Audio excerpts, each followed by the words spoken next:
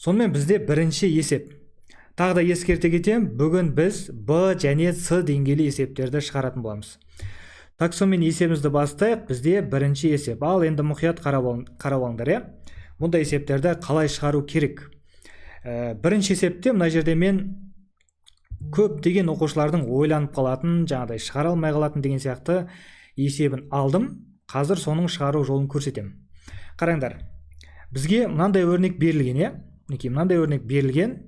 Ал енді x квадрат плюс 36 бөлінген x квадраттың мәні неге тең дейді. Бұл жерде оқушылардың жасайтын қателігі, бүкіл оқушылар мынаған назар аударып кетеді. Жоқ, біз негізі мынаумен жұмыс жасауымыз керек. Түсінікті ма? Енді не істейміз? Біз бірінші мына 4-ті, минус 4-ті былай қарай өткізейік. Сонда не болады? X азайту 6 бөлінген x тең болады 4-ке. Енді мен мынаның екі жағын квадраттаймын. Квадраттаймда қысқаша көбейту формуласымен ашам. Қысқаша көбейту формуласымен ашатын болсам, қараңдар. А минус b-ның квадраты деген бізде формула бар, Бұл бізде а квадрат минус 2ab плюс b квадрат. Енді осыған сәйкес ашатын болсам, енді x квадрат минус 2 көбейтілген x көбейту 6 бөлінген x қосу. Енді 6 бөлінген x-тің квадраты, яғни b квадратты жазуымыз керек біз. Ол бізде не болады? 6-ның квадраты бізде 36, x-тің квадраты бізде x квадрат болды. Тең. Енді 4-тің квадраты бізде 16-ға тең болады екен. Енді қараңдар, мына жерде мына x пен мына x қысқарып кетеді. Сонда x квадрат азайту 2 мен 6-ны көбейтем. Сонда менде не болады? 12 қосу 36 бөлінген x квадрат. Тең болады екен 16-ға. Ал енді мына 12-ні мен былай қарай өткізіп жіберетін болсам, сонда не болады? X квадрат қосу 36 бөлінген x квадрат тең болады екен 16 қосу 12. Яғни не болады? 28 болады екен. Жалпы бізден сұрап тұрған өрнектің мәні шықты ма? X квадрат плюс 36 бөлінген x квадрат. Бұның мәні неге тең екен? 28-ге тең екен. Бұндай жауап неге бізде В нұсқасында тұр. Егер шығару жолын білетін болсаңдар, өте қарапайым есеп негізі. Так, егер бірінші есеп түсінікті болған болса, онда келесі есепке кеттік. Екінші есеп. Қалаға келген 42 туристің 17-сі театрға, 29-ы музейге, ал 13-і театрға да музейге де барған. Қалған туристер футболға барды. Футболға барған туристер санының жалпы туристер санына қатынасын табыңыз дейді. Давайте мына жерде чатқа жазыңдаршы. Мына есеп қандай әдіспен шығарылады? Яғни қандай тақырыпқа келіп тұр мына есеп? Жазып көріңдерші. Қандай тақырыптың ережелерін қолданып біз бұл есепті шығарамыз. Так, шеңбер дейді. Так, тағы да кімде? Вен диаграммасы, Әсемайдың шеңберде отқанда Вен диаграммасы ғой. Аха. Түсінікті. Молодцы.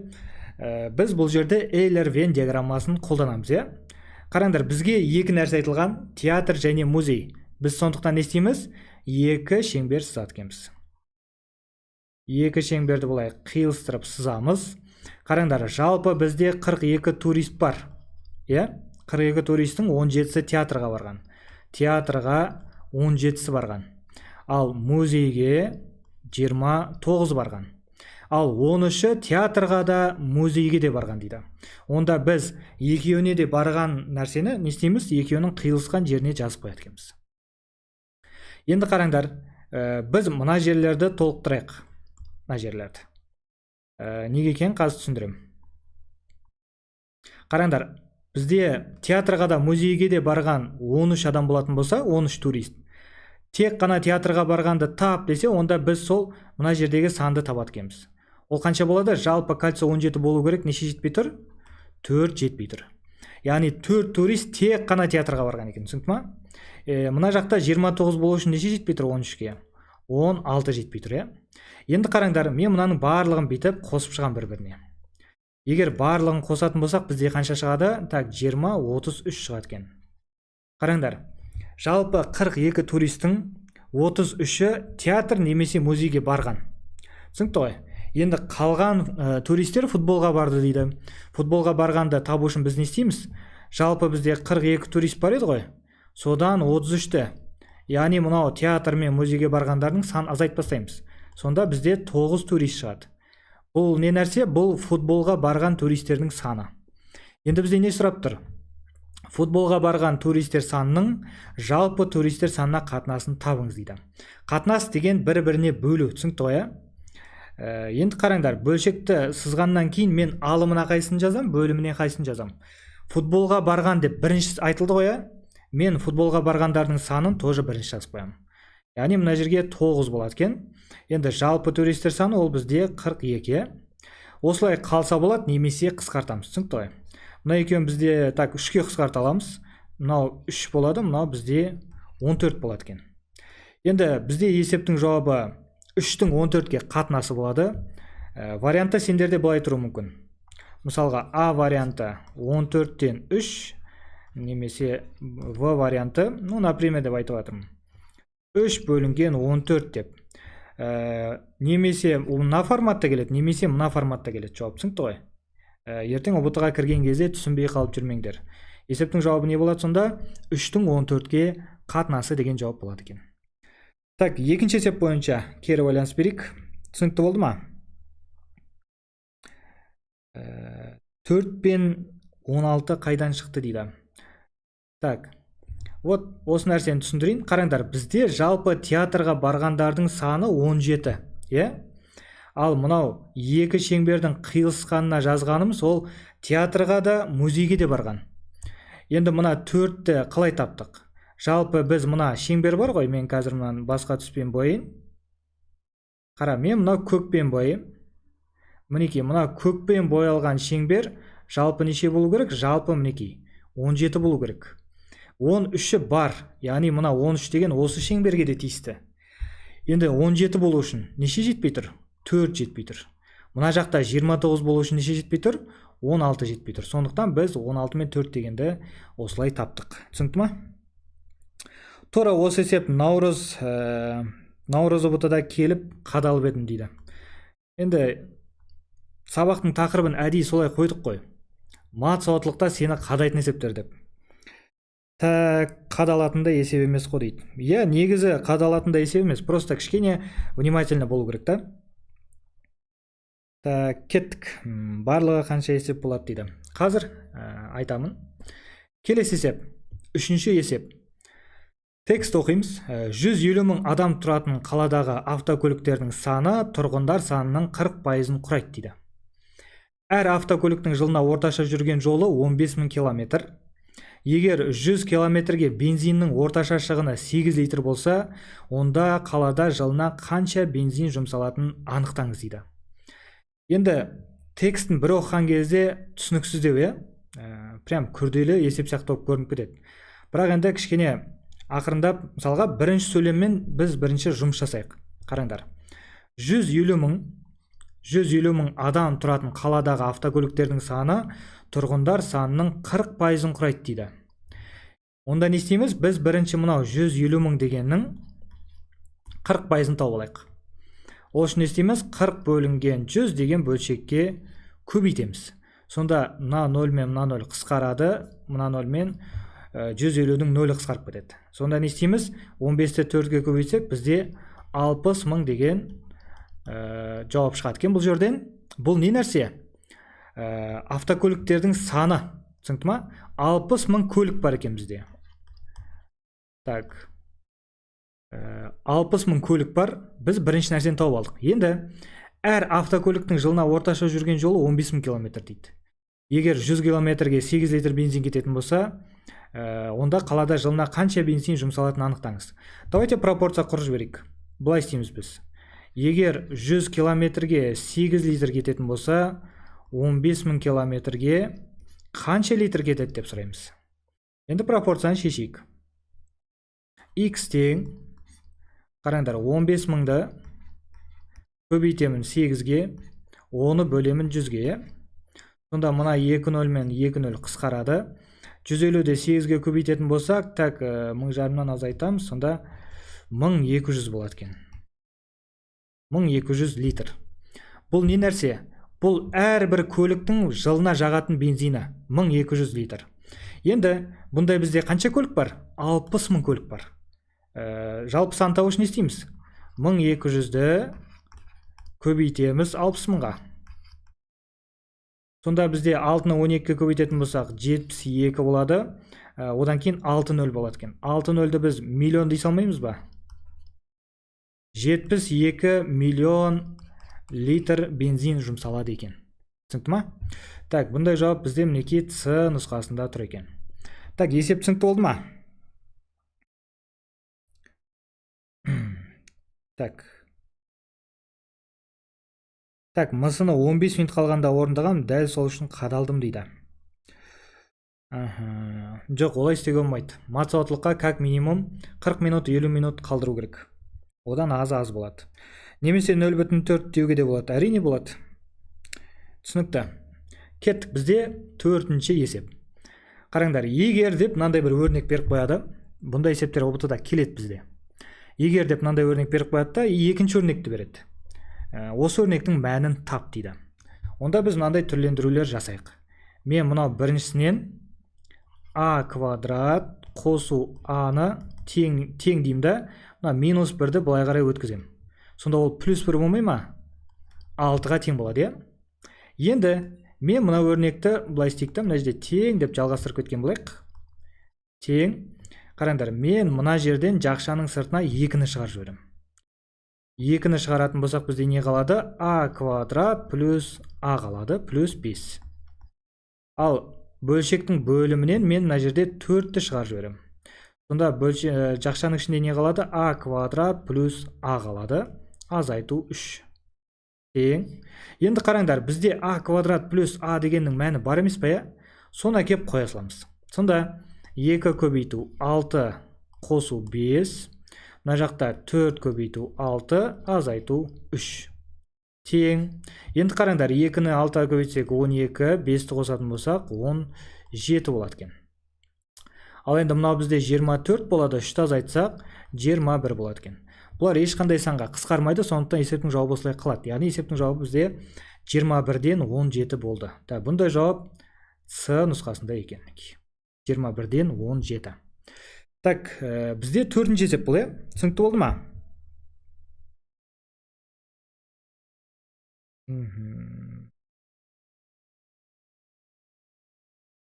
Так, осы нұсқа талдаудың жері көп болды дейді. Так, түсінбедім. Easy ғой дейді. Жақсы, кеттік онда. Келесі есеп. 5-ші есеп бізде 4 мысықты барлық мүмкін әдістермен 2-2-ден өлшегенде салмақтары 7, 9, 11, 6, 8 және 10 килограмм болды дейді. 4 мысықтың салмақтарының қосындысын табыңыз дейді. Қараңдар, бізде 4 мысық бар. Оны біз әріптермен белгілеп алайық. А, Б, С, Д деген 4 мысық бар дейік. Енді 2-2-ден өлшейік. Мысалға, А мен Б-ның қосындысы, А мен Б-ны өлшейміз, қараңдар. А мен Б-ны өлшейміз, А мен С-ны өлшейміз, А мен Д-ны өлшейміз. Бұлай өлшедік. Енді Б мен С-ны өлшейміз. Б плюс С. Одан кейін Б мен Д-ны өлшейміз. Б плюс Д. Одан кейін не қалды? С мен Д-ны өлшейміз. С плюс Д. Енді мұнаның қай біріне қайсын жазам деген нәрсе, ол разница жоқ. Түсінікті ма? Өйткені бізден қосындысын сұрап тұр ғой. Сондықтан бұл жерде маңызды емес. Жаза береміз. Екеуін өлшеген кезде 7 болды, мына жақта 9, мына жақта 11 болды, мына жақта 6, 8, мына жақта 10 болды. Тәген қараңдар, мынандай бізде жүйе шықты. Біз осы жүйені шешуіміз керек. Енді бізде не сұрап тұр? 4 мысықтың салмақтарын қосындысы дейді. Онда біз барлығын қосып жіберейік. Сонда қосып жіберсек не қалады? А-дан 3 болады екен. 3А қосу Б-дан 3 байқасаңдар, 3В, 3С және 3Д болады екен. Тең. Енді мына жақты қосатын болсақ бізде так. Мына екеуі 20 болды. Так, 14, 24, 50, 51 болады екен мына жерде. 51. Енді мен 3-ті жақшаның сыртына шығарайын. Сонда менде не қалады? А плюс Б плюс С плюс Д тең болады 51-ге. Енді 3 пен 51-ді қысқартып жібереміз. Сонда не болады екен? А плюс Б плюс С плюс Д тең болады екен 17-ге.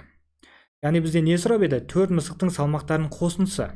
Сонда салмақтарының қосындысы бізде мінекей 17 шығып тұр екен. Түсінікті ма? Жауап бізде Д нұсқасында. Так, есеп түсінікті болды ма? Кеттік онда. 6-шы есеп. Так, 0, 2, 5, 9, 7 цифрларын қолданып, қанша 3 таңбалы цифрлары қайталанбайтын жұп сан құрастыруға болады дейді. Так, бұл есепті біз қандай әдіспен шығарамыз? Тауып көріңдер. Так, өшіріп тастадым, ОБТ дайындаламын дейді. Ол дұрыс екен негізі. Ұяшықтар.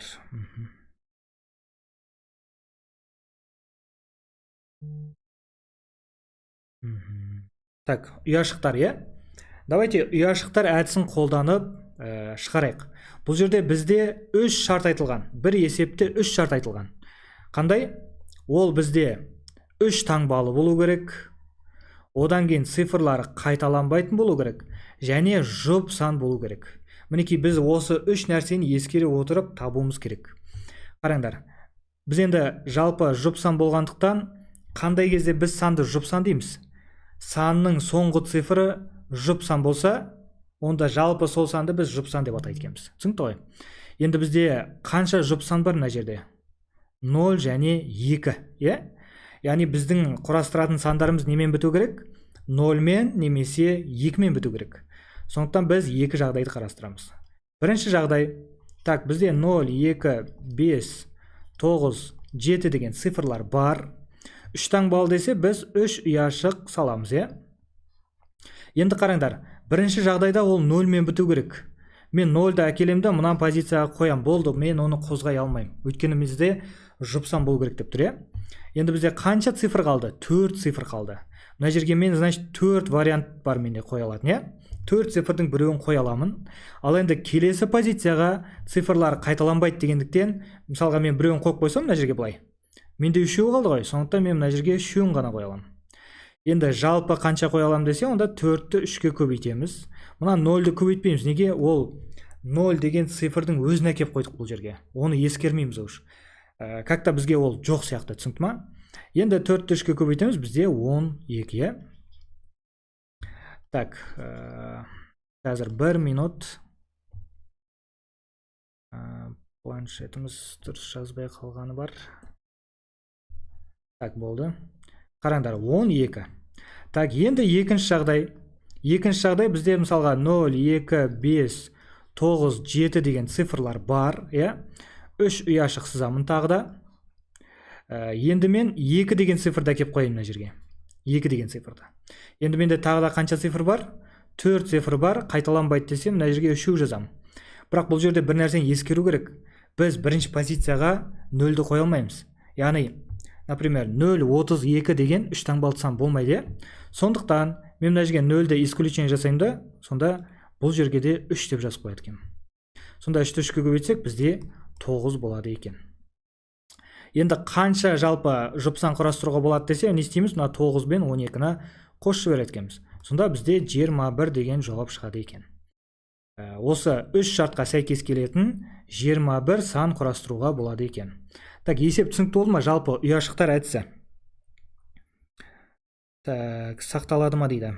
Жоқ, сақталмайды. 21 дейді. Иә, дұрыс. Жақсы, кеттік дальше. 7-ші есеп.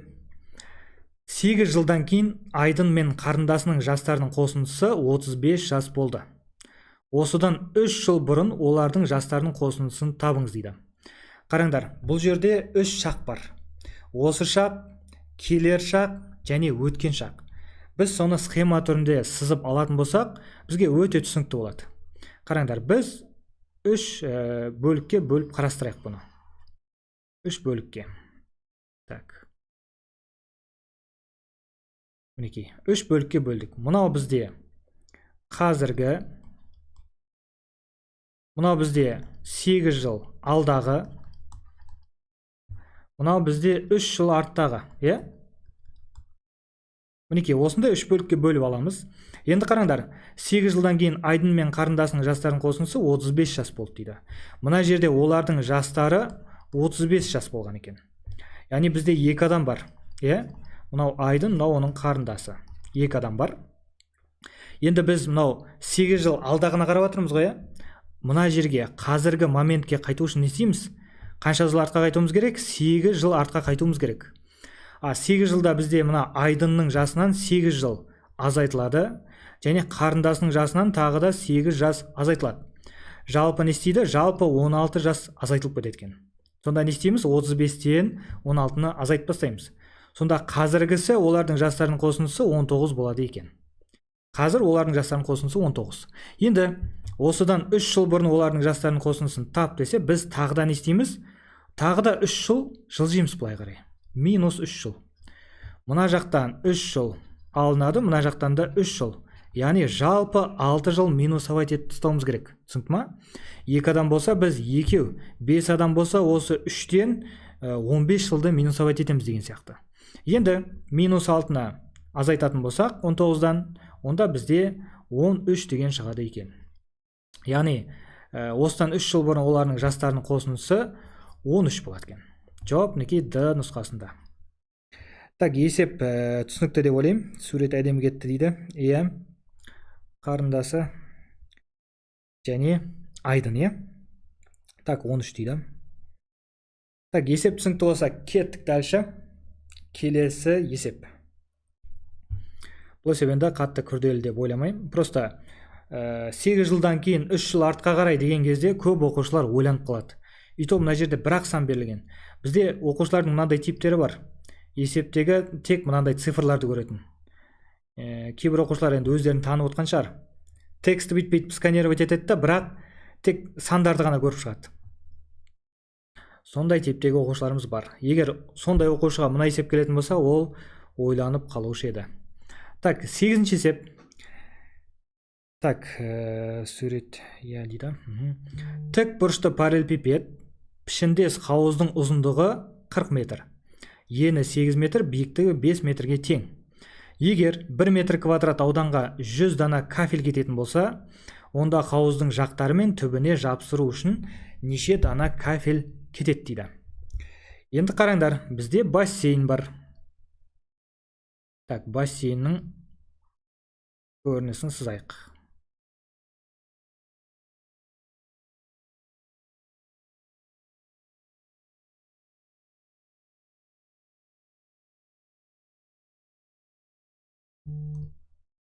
Так, бізде мынандай бассейн бар. Енді бассейнді көрген шығарсыңдар. Астындағы полы және 4 стенасы кафельденеді, полный кафель жасалады. Соны бізден сұрап тұр. Айтады, ұзындығы 40 метр, ұзындығы 40 метр, ені 8 метр және биіктігі 5 метр дейді. Енді қанша кафель кететін табу үшін біз бірінші жалпы аудан тауып керек, түсінікті ма? Енді мен мына жақтағы стенаны қарастыратын болсам, қараңдар, мінекей мына бояған стенаны қарастыратын болсам, менде мынандай тіктөртбұрыш шығады. Мына жағы 40, мына жағы 5 деген. Енді бұның ауданын табу үшін не істеймін? 40-ты 5-ке көбейте салам. Сонда бізде 200 болады екен, жалпы логика түсінікті ғой. Енді былай істейміз, қараңдар. 200 болады. Мына жақтағы стена, енді қарасаңдар, дәл мына жақта да тура сондай стена бар емес пе? Мына жағы 40, мына жағы 5 деген. Онда не істейміз? Тағы да 200-ді қосамыз. Енді мына жағы, так, қалай белгілеп көрсетсем екен сендерге? Басқа түспен бояйын, давайте. Так, мінекей көкпен бояған жағын есептейміз енді. Көкпен бояған жағында мына жағы 8, биіктігі 5-ке тең. Бұның ауданы не болады? 8 көбейту 5, яғни 40 болады. Бірақ мына соған қарама-қарсы жағында тағы да 5-ке 8 деген бізде не бар? Стенасы бар, Оны тағы да қосамыз 40 деп. Плюс енді бізде не бар? Бізде пол бар. Полды есептеуіміз керек. Пол бізде былай, қараңдар, мына жағы 40-қа тең, ені 8-ге тең. оның ауданы не болады? 8 көбейту 40 болады екен. Ол бізде 320 болады. Енді барлығын қосайық. Қараңдар, мына екеуі бізде 400 болады. Мына екеуі 80. 80-ге 320-ны қоссақ 400. Онда мына 400-бен қосатын болсақ, жалпы 800 метр квадрат болады екен. Яғни жалпы аудан. Енді 1 метр квадратқа 100 дана кететін болса, онда 800-ді не істейміз? 100-ге көбейте саламыз. 800-ді 100-ге көбейту деген оқушылар мынандай нәрсе ғой. Мына 100-дің мынау 2 нолым бар ғой. Мына жерге әкелеміз да тіркеп қоя саламыз. Сонда жауап шыға салады. Значит, не болады екен? 80 мың штук кафель керек болады екен. Жауап мінекей Д нұсқасында. Енді бұл есептен кімдер қиналады? Геометриясы слабый оқушылар қиналады, е? Так, 80 мың изи кетті дейді. Так, есеп түсінікті болды ма? Давайте кері байланыс беріп жіберейік жылдам. Келесі есепке ауысамыз.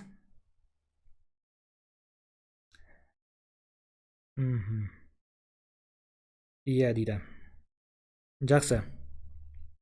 Кеттік. Келесі есеп. Келесі есеп бізде 9-шы есеп. Қараңдар, бұл өте қызық есеп. Қыры 6 сантиметрге тең болатын кубтың әрбір жағынан өтпелі квадратты тесіктер жасалған дейді. Өздері мына сызбаны визуально түсініп тұрсыңдар ғой. Мынандай кубик бар да, кубиктің ортасынан былай до конца көлденеңінен бетіп квадраттар өтіп тұр. Түсінікті ғой. Енді квадраттың қабырғасы 2 сантиметрге тең, кубтың қалған бөлігінің көлемін табыңыз дейді. Так, мына жер бізде 6-ға тең екен, мына жерде 6-ға тең, мынау да 6-ға тең. Енді мынаның барлығы квадрат дейді. Бұл неге тең? 2-ге тең дейді. Енді бұлай істейміз. Біз бірінші жалпы көлем тауып алайық. Жалпы көлем табатын болса қалай болады? Жалпы көлем бізде 6-ның 3 дәрежесі болады. 6 көбейту 6 көбейту 6. Бұл бізде не болады екен? 216 болады екен, Енді біз не істейміз? Қараңдар, мына нәрсе до конца былай созылған. Мынаның ішімен, түсінікті ма? Соны визуально түсіне алсаңдар болды негіз. Былай до конца созылып кеткен мынау. Мына жағына шығып тұр. Так. Енді мынау не нәрсе? Бізде параллелепипед шықты, соның суретін жеке сызайық енді. Мынандай болып тұр бізде. Қазір осы параллелепипедтің біз көлемін табамыз. Қараңдар, мына жер 2-ге тең дедік, Онда мына жер 2-ге тең, биіктік так 2-ге тең, ұзындығы неге тең? Ұзындығы әрине 6-ға тең. Жалпы мына аралықты айтып тұр ғой бізге. Ол бізде 6-ға тең. Енді осының көлемін табайық. Параллелепипедтің көлемі 2 көбейту 6 көбейту 2. Яғни бізде 24 болады екен.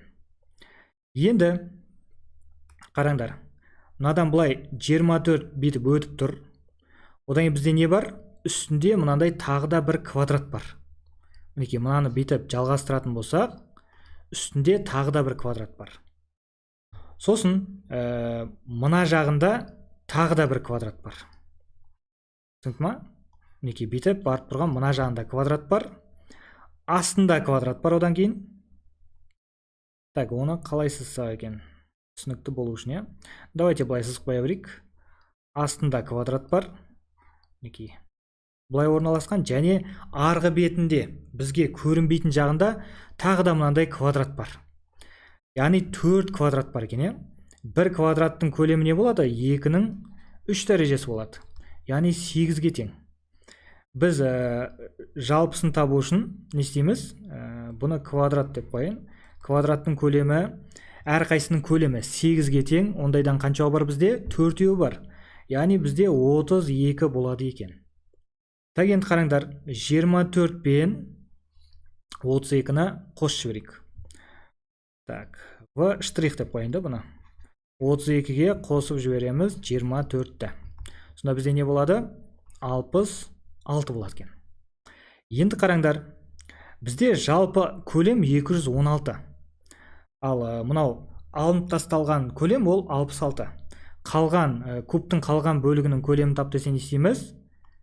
Так, В қалған деп қойын. Көлем 216-дан азайтамыз 66-на. Сонда 16-ны азайтып тастасақ 50 болады, 150 болады екен. 150 сантиметр куб болады екен есептің жауабы. Так, мына есеп жалпы визуально түсінікті ма? Қалай болды деген сияқты. Суретшісіз ғой дейді. Так, С деңгей геометрия бар ма? Дәл қазір біз шығарған есеп осы С деңгей. Так, С деңгейлі есеп. Так, 56 ғой дейді. Иә, мына жерде біз 66 деп кеткен екенбіз ғой. Иә, бұл жерде 56 дұрыс айтасыңдар. 56 дейміз. Сонда мына жерде 56-ны азайтамыз. Сонда азайтып жіберсек 40 не болады? 160 болады екен есептің жауабы. Түсінікті. Так, есеп жалпы түсінікті ма? Бұл есеп енді матсауыттылықтағы нағыз С деңгейлі есеп. Бұл жерде енді есептің күрделі жері ол суреті ғой. Суретті визуально түсініп, одан кейін дұрыс қолдана алу керек. Так, есеп бойынша кері байланыс береміз. Егер барлығы түсінікті болса, сонымен кеттік келесі есепке.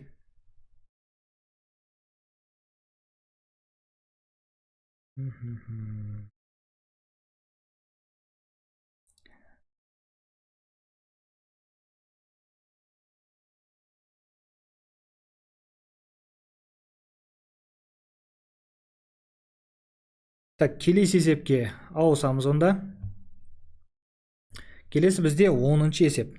Так, қараңдар, 10-шы есептің текстін оқып көріңдер. Жалпы қаңтар ұбытыда немесе наурыз ұбытыда біреуіңе келгендер бар ма? Дәл осы есеп. Текстін оқып көріңдер.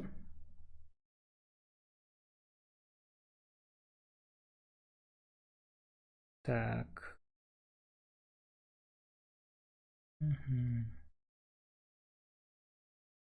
Давайте жаза беріңдер чатқа кімге келді, кімнің есінде мына есеп.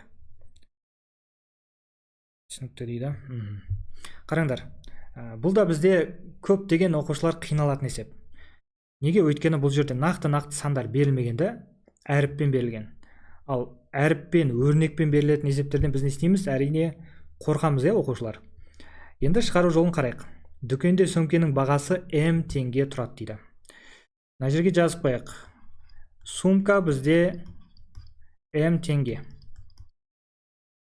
Егер 3 жейдені П теңгеге және 2 шалбарды Q теңгеге алуға болса дейді. Қараңдар, 3 жейденің бағасы бізде П теңге. Бағалар осылай жазылған екен. Және 2 шалбардың бағасы Q теңге. Енді 6 жейде мен 6 шалбарға төленетін ақшаға қанша сөмге сатып алуға болады дейді. Өрнегін топ бер деп тұр ғой. Өйткені нақты сан шықпайды бұл жерден. Енді қараңдар, 3 жейде П теңге болса, 6 жейде не болады? 6 жейденің бағасы 2 П болады, логикасы түсінікті ғой, неге 2 П болғаны. Енді 6 шалбар қанша болады? 2 шалбар Q теңге болатын болса, онда 6 шалбар бізде 3 Q болады екен. Енді 6 жейде мен 6 шалбарға төленетін ақша десе не істейміз? Мұна екеуін біз қосамыз. 2 П қосу 3 Q дейміз. Осыған төленетін ақша мінекей осы. 2 П плюс 3 Q деген 6 жейде мен 6 шалбарға төленетін ақша. Енді осы ақшаға қанша сөмке сатып алуға болады дейді. Қараңдар, өздерің логично ойланыңдаршы. Мысалға, сенде 1000 теңге бар да. Сен алайын деп тұрған нәрсе 200 теңге. Енді саған сұрақ қойылады. 1000 теңге бар сенде, осы 200 теңге тұратын нәрседен қанша ала аласың десе не істейміз? Әрине мына 1000 теңгені 200-ге бөліп жібереміз. Тура сол сияқты мына 2 П плюс 3 Q дегенді біз мынау сумканың бағасына бөле салады екенбіз. Ой, 3 деген қалай кетті? М теңге. Қанша сөмке алуға болады десе, мінекей осындай өрнекті көрсетіп береді екенбіз.